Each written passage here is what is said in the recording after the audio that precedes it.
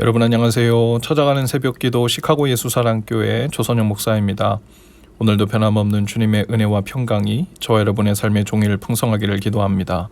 오늘 말씀은 예레미야 13장 1절에서 11절까지 말씀입니다. 제가 읽어드리지요. 여호와께서 이와 같이 내게 이르시되 너는 가서 배띠를 사서 내 허리에 띠고 물에 적시지 말라 하시기로 내가 여호와의 말씀대로 띠를 사서 내 허리에 띠니라. 여호와의 말씀이 다시 내게 임하여 이르시되 너는 사서 내 허리에 띈 띠를 가지고 일어나 유브라데로 가서 거기서 그것을 바위 틈에 감추라 하시기로 내가 여호와께서 내게 명령하신 대로 가서 그것을 유브라데 물가에 감추니라. 여러 날 후에 여호와께서 내게 이르시되 일어나 유브라데로 가서 내가 내게 명령하여 거기 감추게 한 띠를 가져오라 하시기로 내가 유브라데로 가서 그 감추었던 곳을 파고 띠를 가져오니 띠가 썩어서 쓸 수 없게 되었더라. 여호와의 말씀이 내게 임하니라. 이르시되 여호와께서 이와 같이 말씀하시니라. 내가 유다의 교만과 예루살렘의 큰 교만을 이같이 썩게 하리라. 이 악한 백성이 내 말 듣기를 거절하고 그 마음에 완악한 대로 행하여 다른 신들을 따라 그를 섬기며 그에게 절하니 그들이 이 띠가 쓸 수 없음같이 되리라.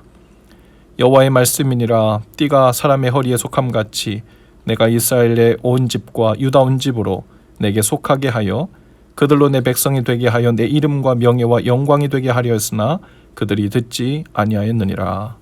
아멘. 하나님은 예레미야에게 배로 만든 띠를 사서 허리에 띠고 물에 적시지 말라고 하십니다. 예레미야는 순종함으로 띠를 사서 허리에 띠고 물에 적시지 않죠. 여기서 띠는 이스라엘 민족을 말합니다. 하나님이 이스라엘 백성을 하나님의 소유 삼으셨다는 말이죠. 물에 적시지 않았다는 말은 깨끗하고 순수했다는 말이죠. 여호와께서 이번에는 허리에 띈 띠를 가지고 유브라데로 가서 바위 틈에 감추라고 하십니다. 예레미야는 명령하신 대로 순종했습니다. 그런데 유브라데 물가까지는 무려 560km나 떨어진 곳이었습니다. 물가에 감추었다는 것은 타락했다는 말이죠. 하나님의 소유였던 이스라엘 백성이 유브라데에 있는 바벨론의 소유가 되어 바벨론의 뒤에서 강대국의 힘을 빌려 사는 부정한 존재가 되었다는 의미이기도 합니다. 여러 날 후에 여호와께서 감추게 한 띠를 가져오라고 하여 예레미야는 띠를 가져옵니다. 띠를 가져오니 띠가 다 썩어버렸어요. 띠가 썩었다는 것은 유다가 타락하여 쓸모없는 띠처럼 되었다는 말이죠. 하나님은 이 비유를 설명하십니다. 띠는 유다와 예루살렘입니다. 유다와 예루살렘은 하나님의 띠입니다. 챔피언 벨트같이 허리에 띠는 하나님의 영광을 나타내죠. 씨름 선수에게는 띠는 힘을 상징합니다. 유다는 하나님의 힘이 나타나는 통로였어요. 하나님은 이 비유를 통하여 유다와 예루살렘이 썩은 띠처럼 하나님 아닌 것을 섬기고 의지함으로 교만해져서 영적으로 타락하게 되었다는 것을 말씀하심과 동시에 그들의 그 교만을 썩게 하시겠다는 의미이기도 했습니다. 이 비유를 통해 하나님께서는 왜 바벨론을 통해 유다 백성을 심판하시는지 말씀하십니다. 이 악한 백성이 교만하여 하나님 말씀 듣기를 거절하고 그 마음에 완악한 대로 행했어요. 교만은 말을 듣지 않는 것입니다. 그들은 하나님 외에 다른 신들을 섬기지 말라는 그 말씀을 듣지 않습니다. 그들은 다른 신들을 따라서 섬기며 그에게 절했어요. 하나님은 그들을 띠가 쓸 수 없는 것처럼 쓸모없는 존재로 심판하십니다. 바벨론을 통하여 유다를 심판하게 하신 이유는 바로 그들이 인간적인 정치력과 모략으로 살 길을 마련했던 그 의지했던 바벨론의 칼에 오히려 망하게 하심으로 그들의 생각이 얼마나 어리석은지 그들이 의지했던 사람과 우상이 얼마나 허무한 것인지를 보이시기 원하셨죠. 이스라엘 백성은 그와 비슷한 일들을 많이 겪었어요. 애굽에서 나올 때만 해도 10가지 재앙을 기억할 것입니다. 하나님은 단 한 번의 강력한 재앙으로도 이스라엘 백성을 애굽에서 나오게 하실 수 있으셨습니다. 그러나 그 전에 애굽에서 의지하고 섬겼던 우상들이 그들을 지키는 것이 아니라 얼마나 허망한 것인지 아무것도 아닌지 얼마나 쉽게 그들을 해하고 재앙거리가 되는지를 보여주신 것이죠. 애굽 사람들이 섬기던 우상 중에 으뜸은 바로 나일강을 중심으로 일어났어요. 나일강을 통해 풍성한 수확과 용이한 이동수단, 교역과 또 어업이 이루어졌죠. 애굽에게 나일강이란 우상과 같은 존재였습니다. 그들에겐 생명줄과 같은 우상이었어요. 하나님께서는 첫 재앙에서 나일강을 피로 변하게 하십니다. 아무 쓸모도 없는 썩은 내가 진동하는 썩은 물로 만들어 버리신 거죠.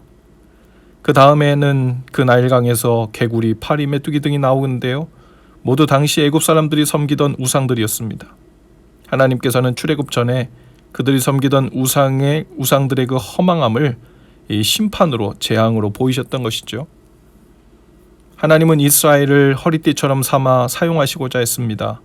허리띠가 허리에 속함 같이 이스라엘 온 집과 유다 온 집으로 하여금 하나님께 속하게 하시고자 하셨죠.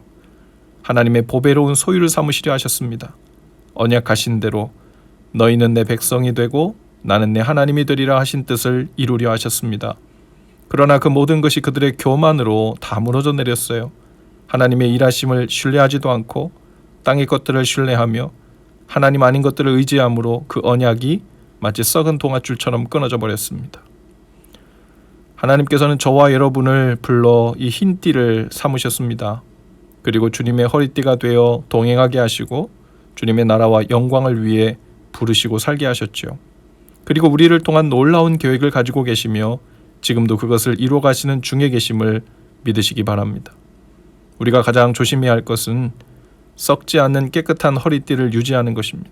그리고 그 일의 가장 중요한 일은 교만하지 않는 일이에요. 하나님께서는 재주 많은 허리띠, 장식이 좋아 보기에 좋은 허리띠를 사용하시지 않으십니다. 겸손함으로 하나님 앞에 깨끗하게 그 마음이 준비된 허리띠를 사용하시죠. 겸손하다는 것은 단순히 사람들을 대할 때 예를 갖추어 낮추는 것만을 말하지 않습니다.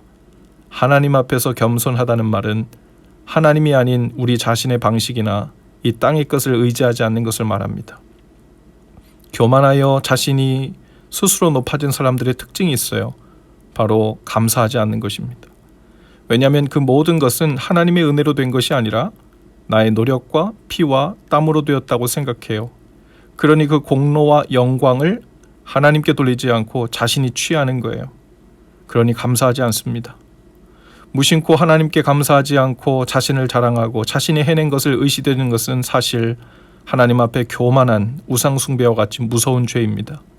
마찬가지로 세상에 무엇을 더 의지하는 것은 더욱 말할 것도 없지요. 나는 교만하지 않아 우상 숭배한 적이 없어. 다만 감사하지 않고 살 뿐이지. 이 말은 앞뒤가 맞지 않는 말입니다. 감사가 없다는 것은 하나님의 은혜 손길을 의지하지도 의식하지도 않았다는 명백한 증거입니다. 그러니 좋은 일이 생길수록 점점 자신이 높아져 교만하게 되는 경향을 띠죠. 만일 제가 하나님이라면 그래서 감사하지 않는 자에게 혹 교만해져서 하나님을 떠날까 싶어 좋은 것을 주는 것이 주저될 것 같습니다. 힘써 감사하실 수 있기를 바라요. 범사에 감사하라. 이것은 너희를 향한 아버지의 뜻이니라 라고 하셨어요. 그것은 범사에 하나님의 손길을 의식하고 의지하고 감사로 반응하며 그렇게 믿음으로 살라는 의미이죠. 오늘 우리가 어떤 상황이 있든지 감사할 일은 충분합니다. 좋은 일만이 감사할 거리가 아니에요. 교만으로 하나님을 떠나 살 뻔했던 것, 감사가 없는 것에도 무감각하게 살았던 것을 깨닫고 돌이키라는 성령님의 음성을 듣는 일도 모두 크게 감사할 일이죠. 오늘도 크게 감사할 거리를 달라고 구하기 전에 이미 우리에게 허락하신 큰 은혜들의 눈을 뜨고 크게 감사하고 종일 감사하는 날 되실 수 있기를 주님의 이름으로 축복합니다. 기도합시다.